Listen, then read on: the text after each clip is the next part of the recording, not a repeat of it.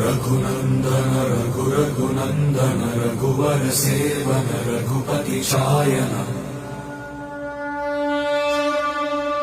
शतयोजन शतशतयोजन शरधि नियोजन शरपरिलंघन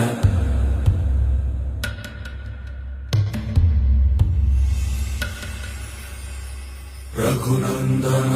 रघुनंदन रघुवर सेवन रघुपति शायन शतयोजन शतशतयोजन शरधि नियोजन शरपरिलंघन हरिभाजन